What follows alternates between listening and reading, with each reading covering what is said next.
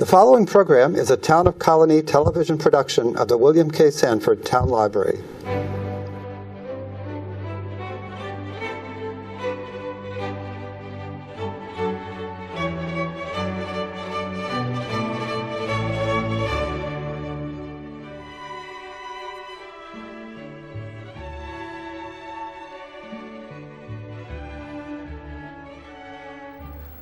All right, welcome to today's Noon Book Review. Today we're going to hear about The Age of Innocence by Edith Wharton. Our reviewer is Brenda Twiggs. She's a retired librarian from Hudson Valley. And we're going to pick the review up, for those watching. We watched the first couple scenes of the movie, so this review is going to start right after we had watched that. So I hope you enjoy it.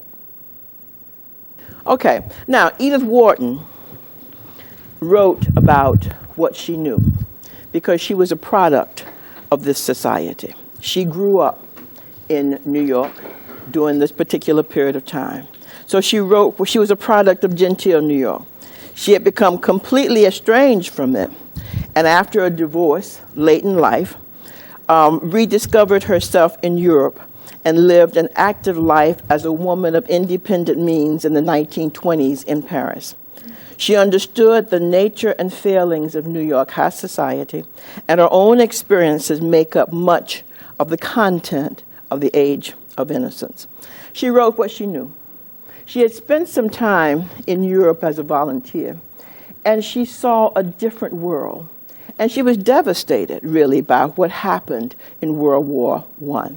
So this was like an escape for her, to look back nostalgically at what she had experienced as a child or as growing up. And she also acknowledged that it was a vanished society, as well it should be. It no longer existed, but it was an escape for her. And it was a nostalgic trip back to that period of time. At one point, she received the Pulitzer Prize for this book, and she was one of the most outstanding writers of the time. But at one point, she was going to call this book Old New York, which I don't think would have gotten it off the shelves at all. But at least the idea of the innocence, the age of innocence. And I think, and you all we can talk about this, I think she projected a lot of innocence, because this society that she talked about was not everybody. It was just maybe 400 people. In fact, it was alleged to be a list of folks that could fit in that house party. That was a house party.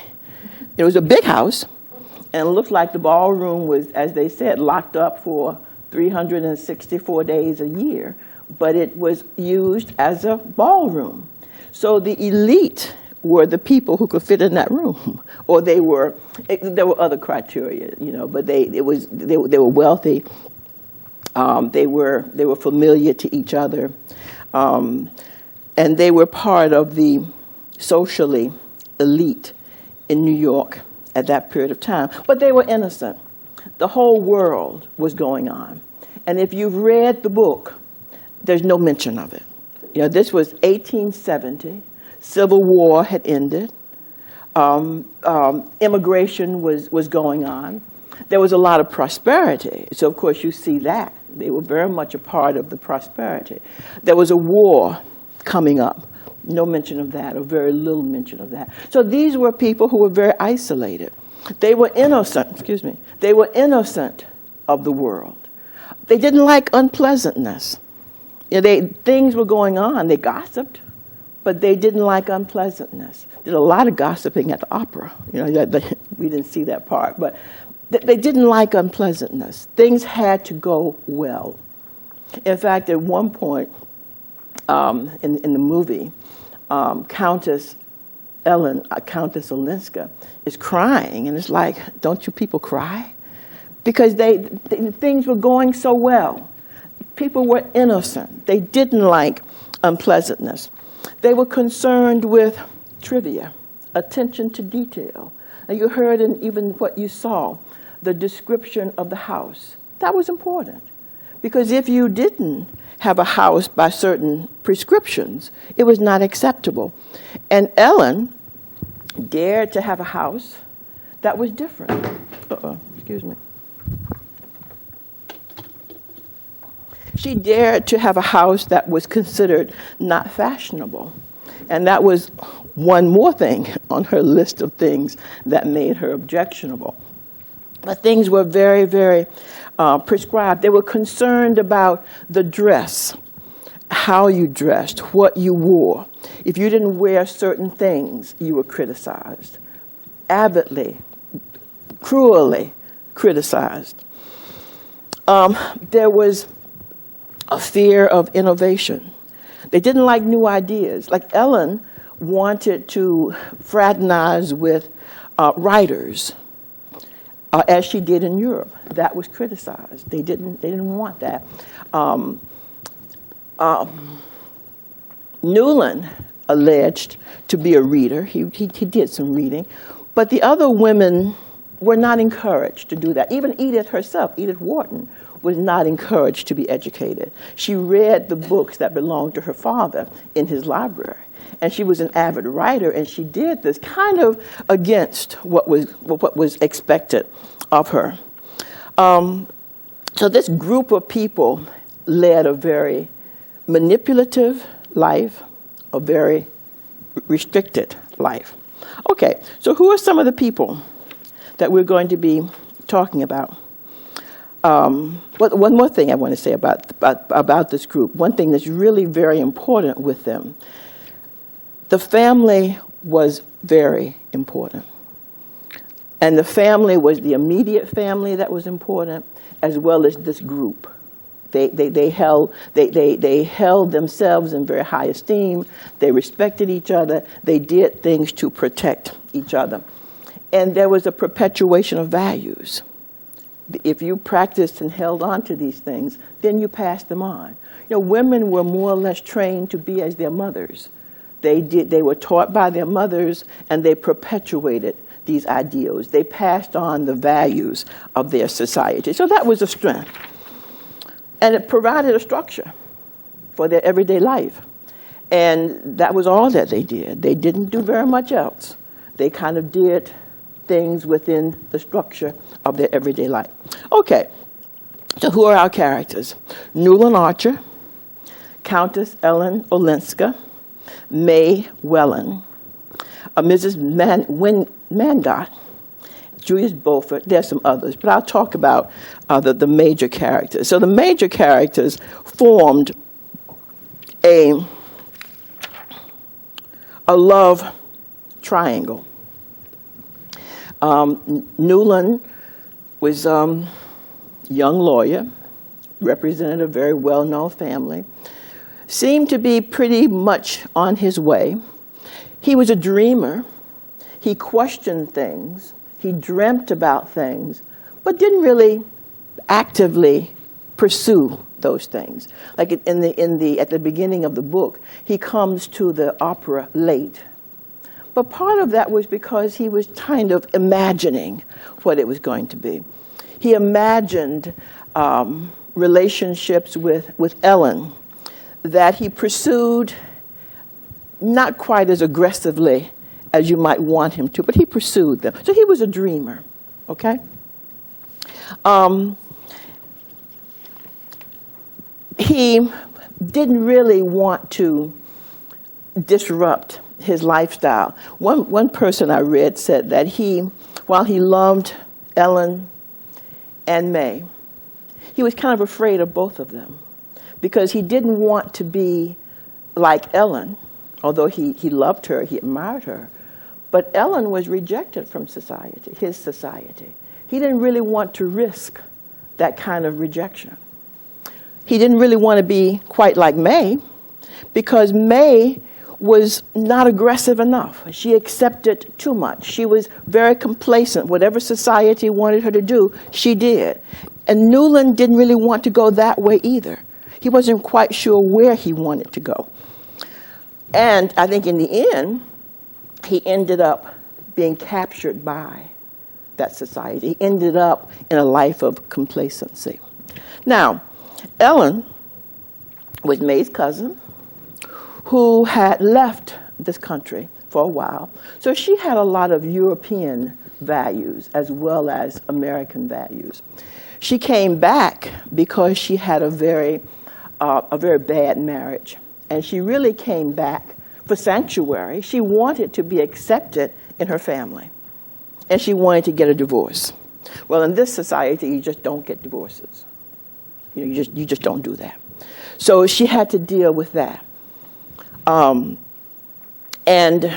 she was Ellen's cousin. She wanted to live her own life, which meant in this society that also was objectionable because you had a program. It was kind of predetermined what you wanted to do, what you were to do, and she wanted something different. So she was a problem. She was being punished by this society, and her grandmother was going to give a party for her, a welcome party for her. And they did the invitations and everything, and they set out all this food, or they were going to set out all this food, but nobody came.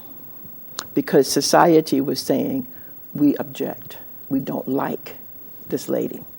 Now, of course, Newland and his mother went to plead with the people who make decisions for the society to be more accepting because the family was trying to accept Ellen. So could they help out? And they gave a party. And what that was saying was, let's let her back in. Let's accept her. Peripherally, but yeah, let's accept her back into our society. So she had a tough time. And of course, Newland loved her, and they really wanted to go off on their own, but they really couldn't. They really couldn't. Okay, so you really feel, and that's the more I'll say about her, but you really feel kind of sorry for Ellen. And you really feel sorry for her. But then you kind of feel sorry for May. And I've kind of felt sorry for May too. Except in the end, May was the one to watch. She was the one to watch. Don't feel sorry for May. Because May represented society. Strong. Very strong. Not necessarily hitting you across the head, being very docile, being very passive. But she was the strongest character to me in the whole book. The other ones were weak, not sure what they were going to do, but society had told May exactly what she was going to do. You're going to be a wife. You're not going to question the hubby. You're going to have children. You're going to do whatever.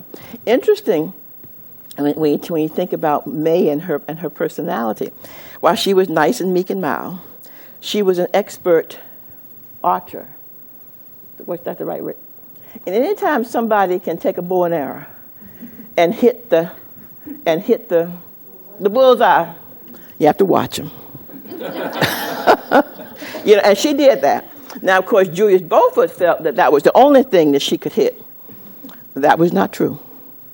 Because in the end, everything revolved around her. Decisions were made based upon Ellen, i.e., decisions were made based upon what society dictated. Okay? Now, how did society dictate? Newland had been asked by his law firm, to discourage Ellen from getting a divorce. At first, he thought that she should get a divorce because she was abused in her marriage. Why not let her get a divorce? But then the will of the society prevailed through him, and she decided not to get a divorce. Okay, but then people just didn't like what she did. Everything she did was wrong. She walked down the street with Julius Beaufort. They didn't like that. She had a house in another neighborhood. They didn't like that. But she also fell in love with Newland Archer, and they definitely didn't like that. So there was like the tribe conspired to get rid of her, to send her away. But even that, if you watched the DVD and you read the book, even that was one of the most manipulative things that you would ever experience. mean, they had a party, a nice party. All the wonderful food that they described, all the elegance that they were accustomed to. But yet it was a going-away party for Ellen, where they were saying that you have violated our rules. We want to go back to our thing of innocence. You have to go. And guess who hosted this party? May, May and Newland. They hosted this party. And like everybody was watching them. And poor Newland, I don't think, understood that they were getting rid of her because everybody knew. Everybody knew about this relationship. And they were getting rid of her. Even May knew it.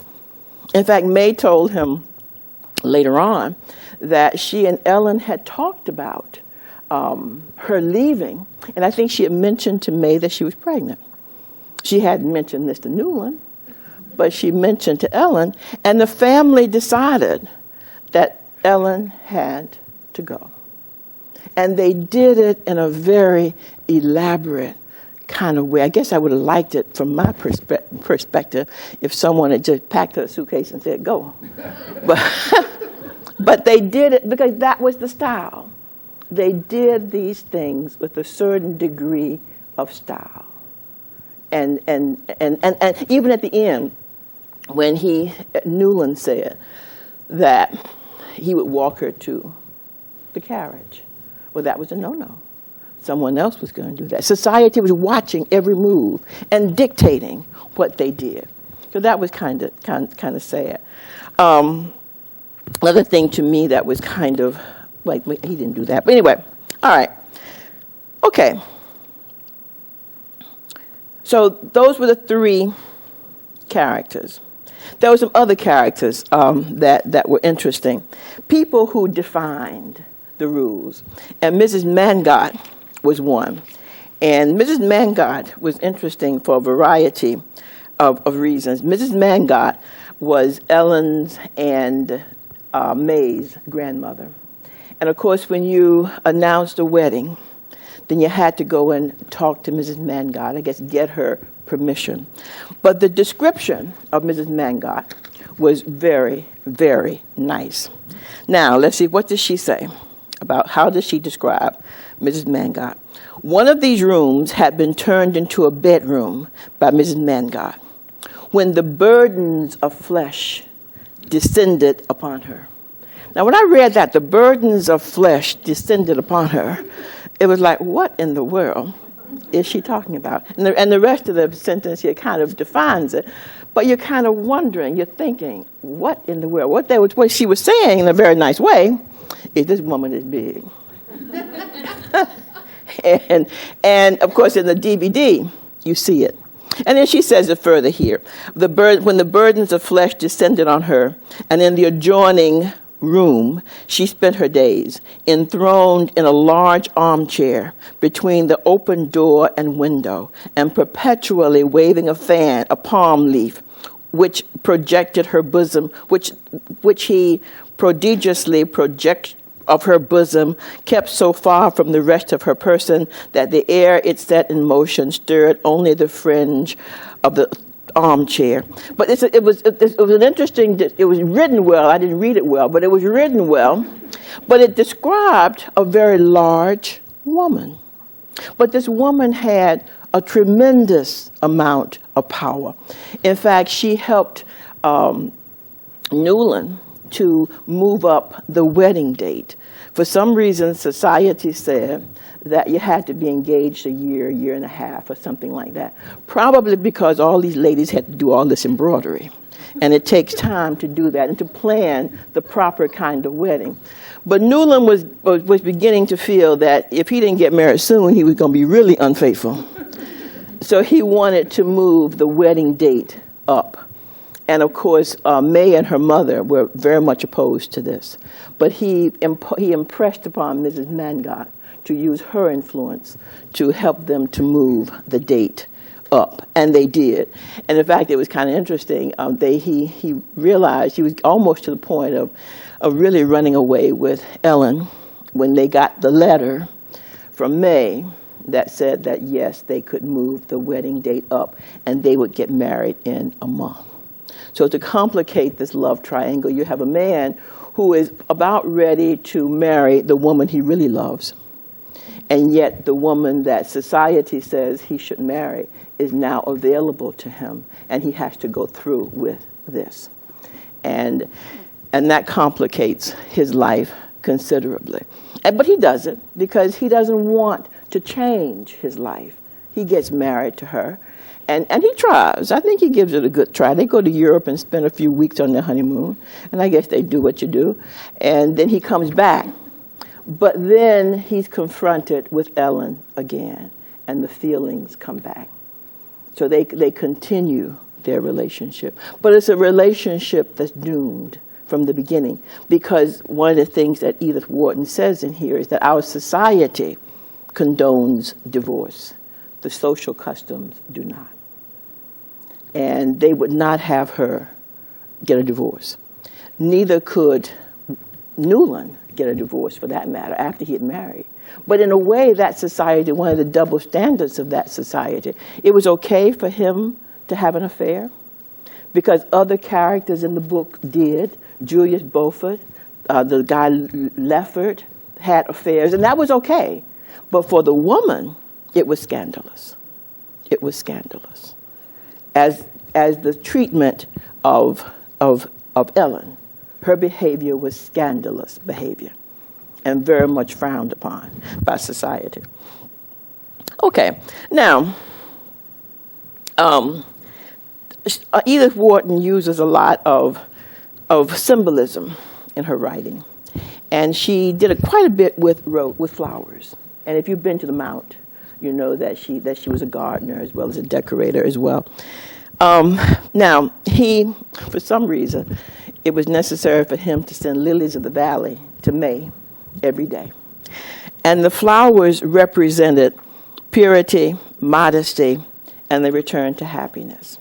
That's what she got, lilies of the valley. They're pretty. But yellow roses were sent to Ellen because they represented jealousy, infidelity, friendship, or waning love. He almost sent some yellow roses to May, but he thought, no, these don't fit her personality. But when you think about it and look back, he should have been sending the yellow roses to May because she was the one that could exemplify the jealousy and all of those things. Because her character was not called upon to change. Ellen and Newland's character was called upon to change. Society dictated what they had to do. So they could not do the things that they wanted to do. May just kept her little lilies of the valley and did her little thing. But that was interesting. Edith Wharton also did quite a lot in the book in terms of describing the ways of the houses, the buggies. They didn't have cars, the buggies, all of those things that these people did. It was a way of life. It was very much defined. The opera was a big deal. Now, you saw the opera house, and I think at some point in New York at that time, they wanted to enlarge this facility. But the people in the upper crust didn't want that because they didn't want the newly rich folks to come in because their society consisted of folks who had old money, not necessarily new money. Beaufort was a guy who had new money. He was a financier of some sort. He had lots of new money. And he had married into this group, but not really accepted. They had a hard time with him. And then in this society, there were certain occupations. And as long as you were doing well, that was fine. But when Beaufort encountered difficulty in the financial market, he and his wife had to go because that was frowned upon.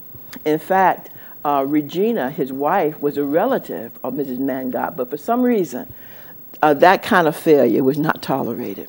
Even Newland, with his occupation as a lawyer, that was okay. But there was no indication he was a good lawyer. He was just a lawyer. He worked for a good firm. But again, that was one of those acceptable occupations. And one of the things that May was concerned about when he said he was going to take a long vacation was, what about the law? Because that would have been quite a problem for their society if he had walked away from that profession. And of course, when he announced that he wanted to take this long vacation after Ellen was sent back to Europe, May said, well, you really can't go unless I go with you, but I can't go because I'm pregnant. And that was like his little coffin being sealed, because now he definitely could not pursue his love. I think he was going to, now he was a dreamer, and maybe he was thinking about it more than he was actually going to do it. But when he thought he was going to do it, then he really couldn't, because now he had the responsibilities of a father. And I think that just sealed his little coffin. In fact, it was probably sealed for about 20 years when his son announced that he was going to Paris or somewhere in Europe and asked his father to go with him. Now, by this time, May had passed on. And he was, from all indications, a good husband. He did what society said that he was to do. Okay? But then when he had a chance, an opportunity to visit Ellen again, he thought about it.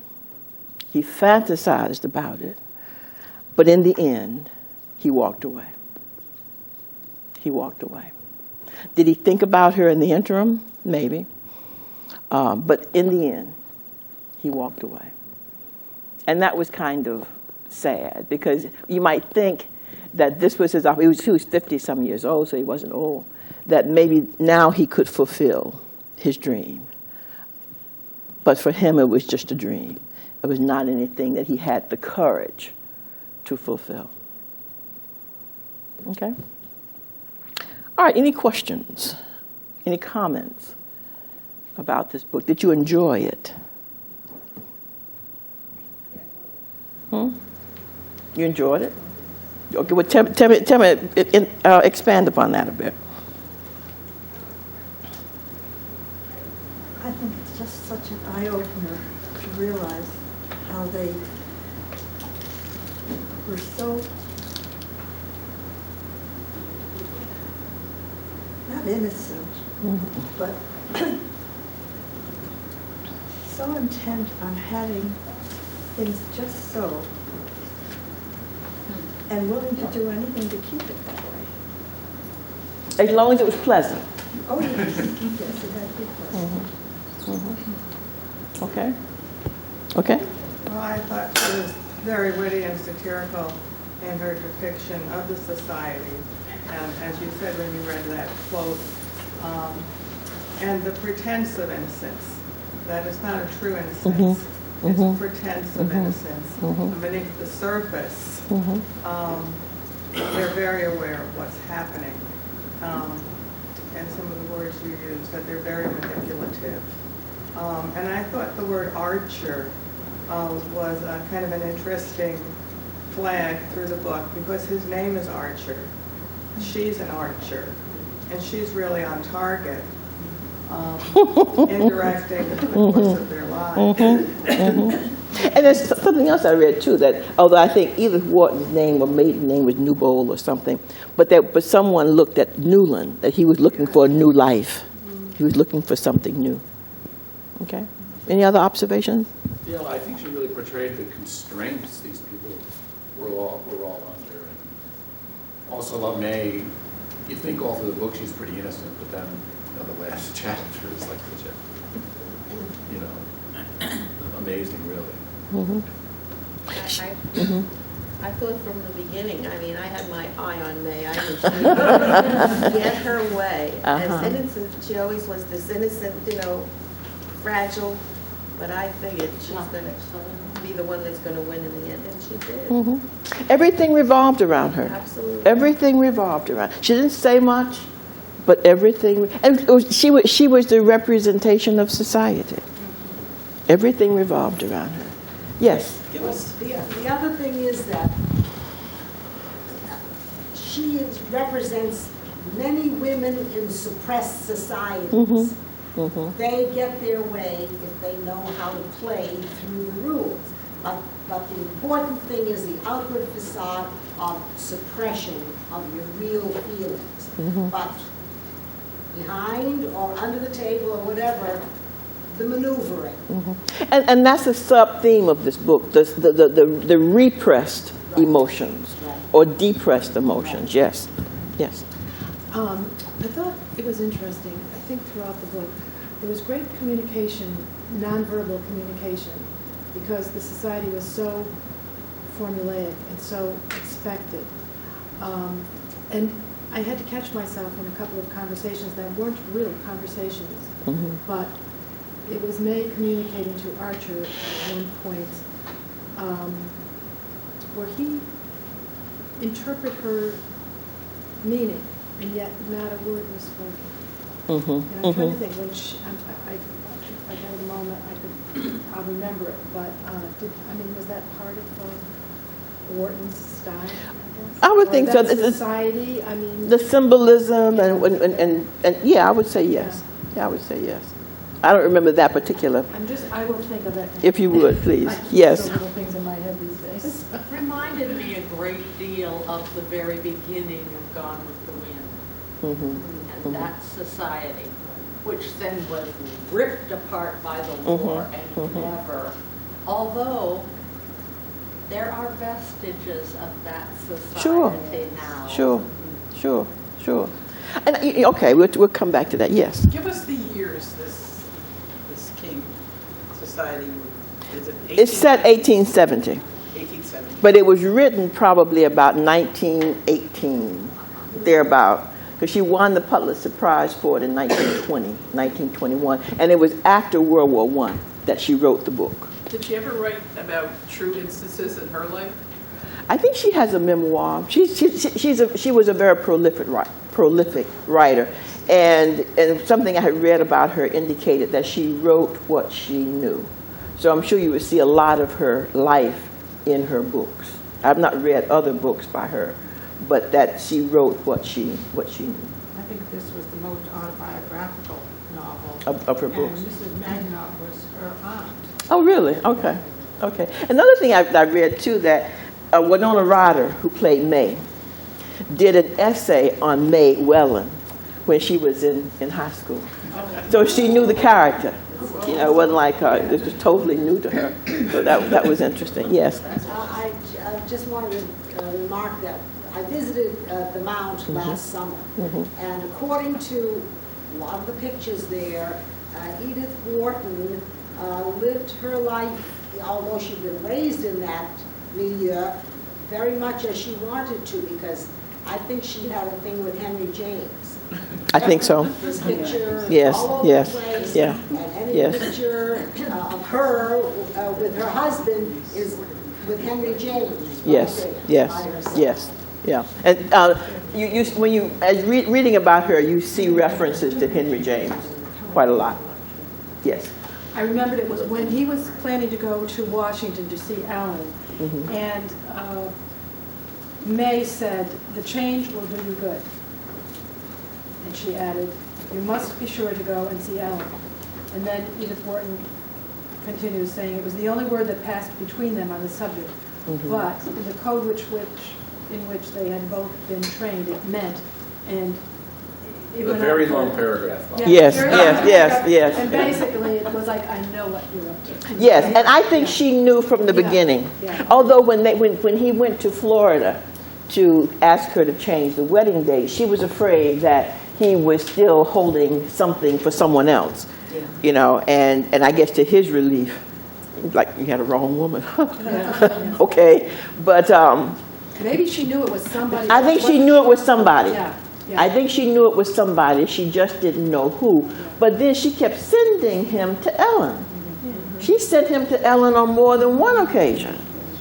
And it was almost apparent, well, we know because we read the book and we know how the ending was, but it was like they had an attraction right away. And the attraction could have been that the thing that was common for them was that they wanted to break the mold. They wanted to not be conformist in this society. And I think he respected that in Ellen. I think he respected it. And maybe there's a part of him that was nonconformist as well. And maybe that was the attraction. And then the guy Beaufort. Now, I think the three of them were kind of the same mode. Now, Newland didn't like Beaufort at all. He was like a competitor. But Beaufort liked Ellen. And Ellen, I think, tolerated Beaufort because he was in the family. And her thing was she wanted to be accepted by the family. And she went about it in different kinds of ways. But I think the attraction was, and I think it was an immediate attraction, was that she dared to be different. And I think he saw in May conformity.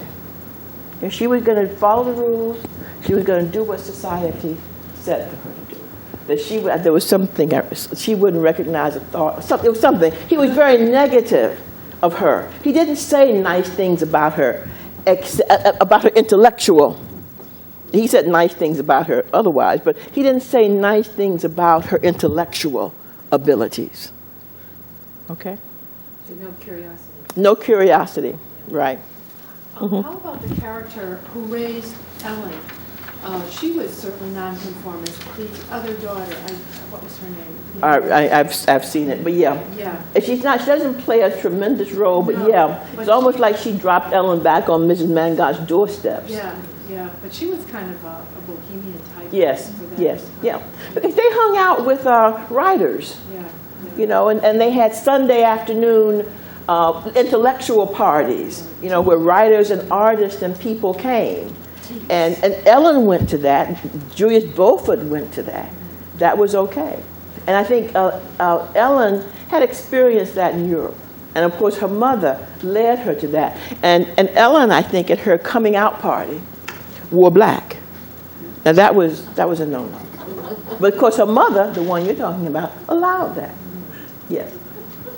My grandfather, my father was born in Troy. My grandfather was a clothing designer and men's tailor. I have a picture of the wedding, and he was in that era that you're talking about. And, Okay. This was his second wife, who eventually died of the flu in 1918. That was my grandmother.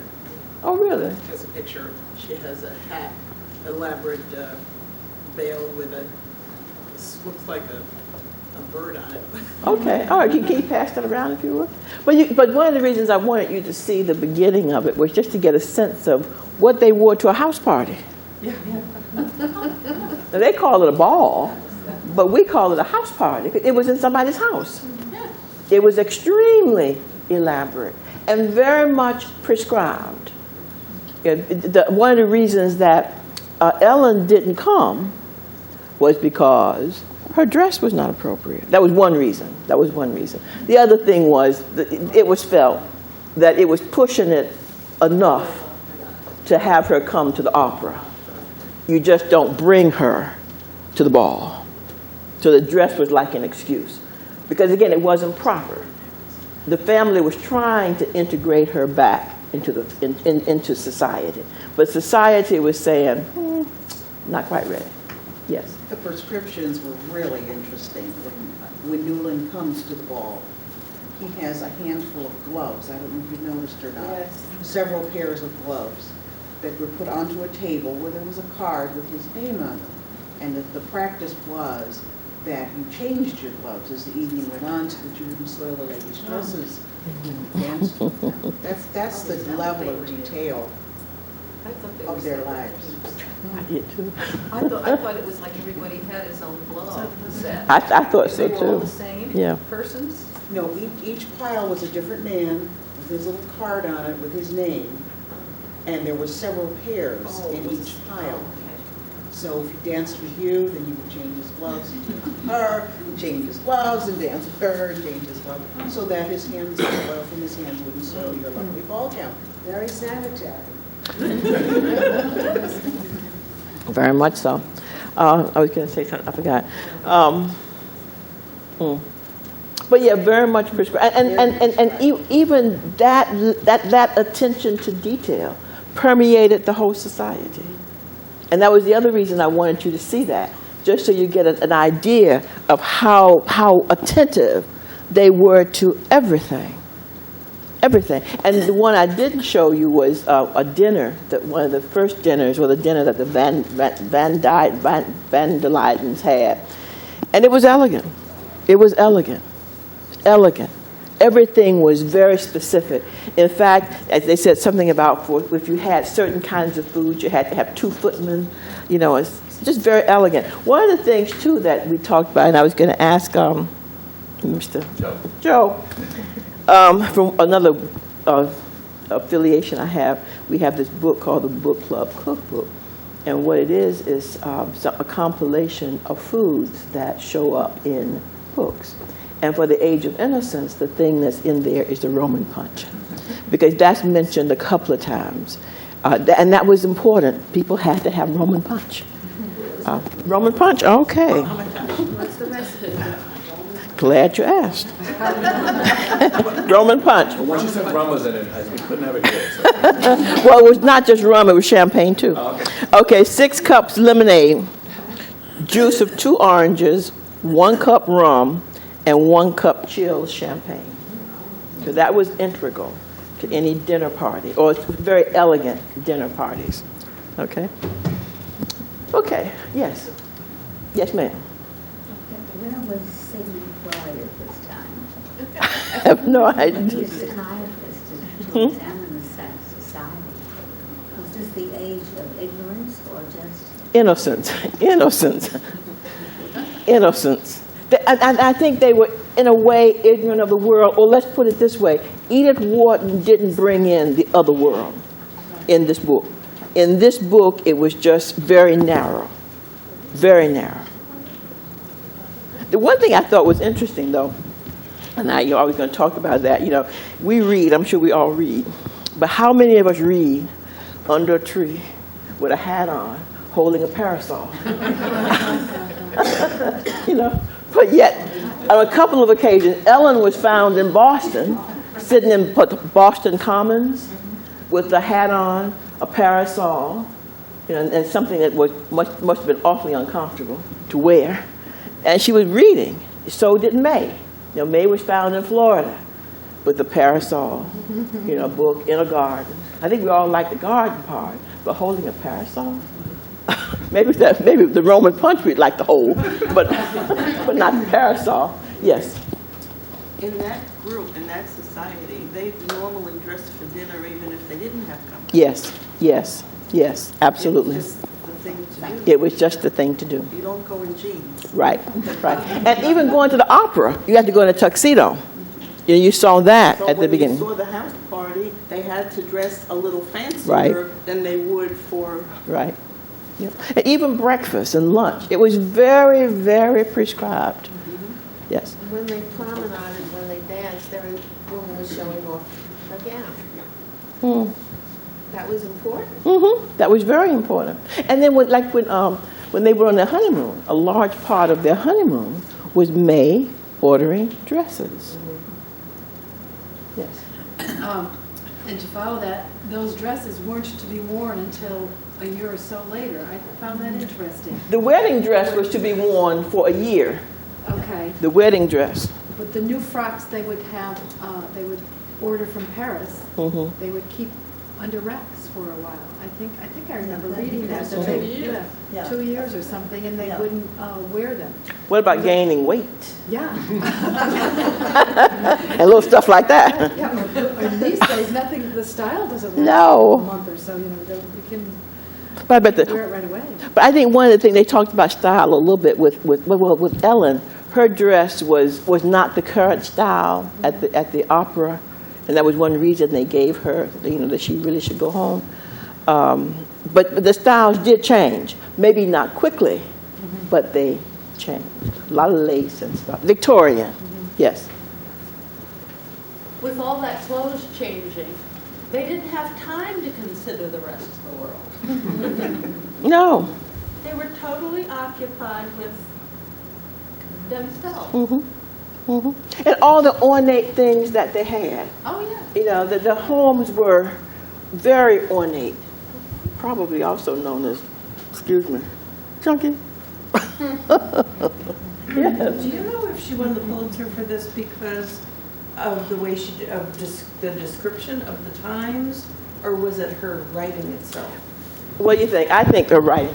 Her writing amazes me that she can move the character of Archer forward and back in terms of, you know, sticking his toe into a more modern thought process. And She's a wonderful trading writer. to the conventions. Right.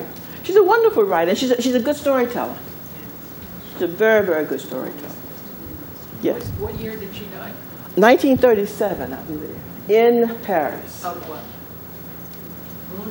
Stroke. I think. Stroke. Stroke. People at that time were short and thin, or I think if you get a corset pulled the right way, you get short.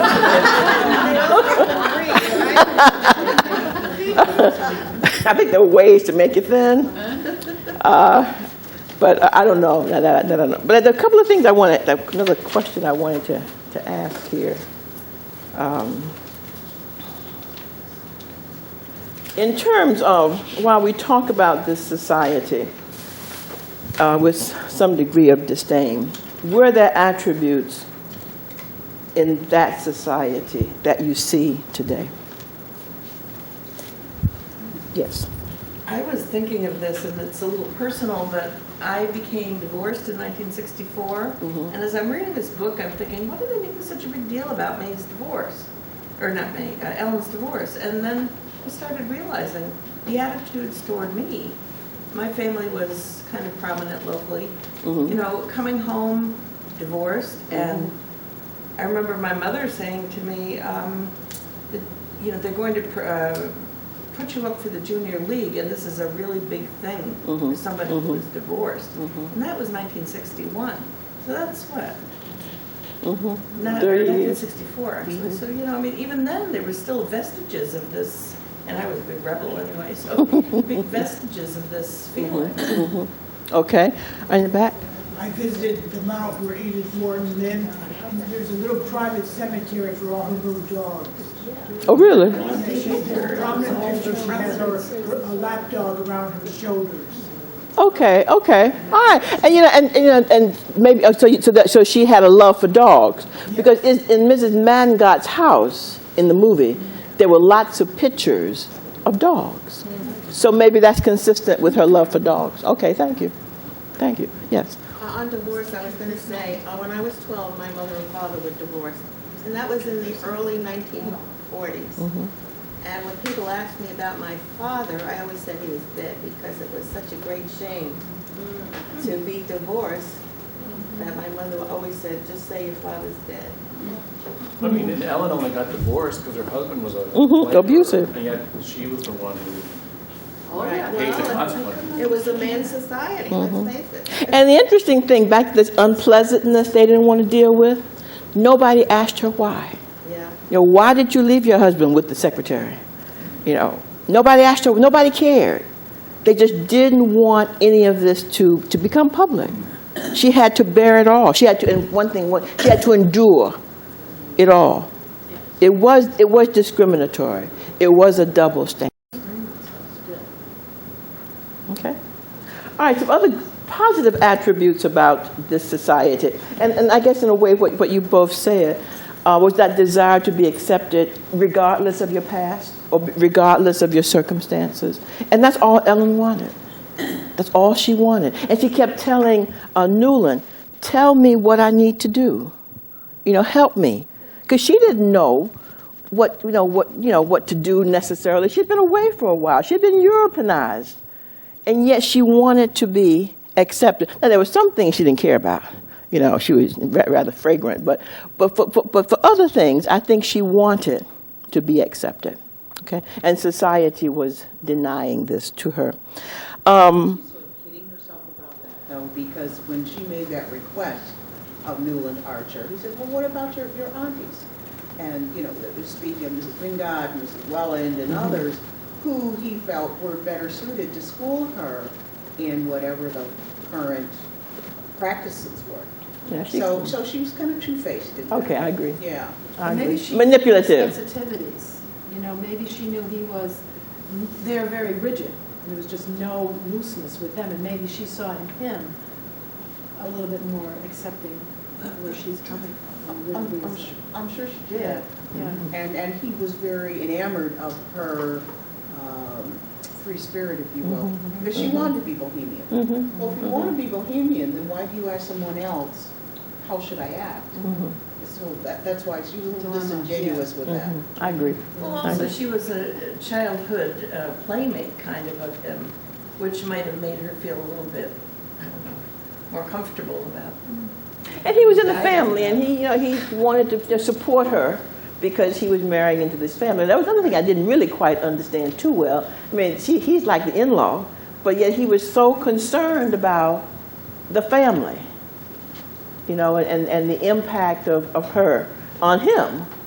Okay, but still that was part, and that part, while I'm saying that, one of the strengths of that society was the strength of the family. Now, it can go overboard, and we've talked about that, but yet there was some security in the family. Yes? I think that point was made in the first scene in the opera box, when she gives him her hand to kiss and he just ignores it. Because that was improper. He didn't want to be seen. Okay, I didn't catch that, but yeah, she gave her hand a lot. She gave her hand and he just ignored it. Okay. In the DVD, she does that a lot. And maybe that was on purpose, to show this difference. I think she liked being the Europeanized American, but yet she wanted to assimilate as well. So yeah, she was kind of two-faced, double-faced. I think that was a big slap in her face right in the beginning. Yes. It set Yes. the way it was going to be. Yes. Okay. Another thing that was an attribute with this situation, and this is universal. They made sacrificial decisions. Newland did. Ellen did. Huh? Can't hear you. Oh, I'm sorry. They made sacrificial decisions. Now, the most apparent person would be Ellen. So I'm saying sacrificial. But on the other hand, it's also they made decisions that were consistent with societal expectations. Ellen ended up going back to Europe, being supported by her grandmother. She did not accept the money that her husband sent to her. So she goes back being supported by her grandmother. But she leaves, and it's a clean break. The break lasted for 20-some years. When the opportunity presented itself for him to see her again, he walked away.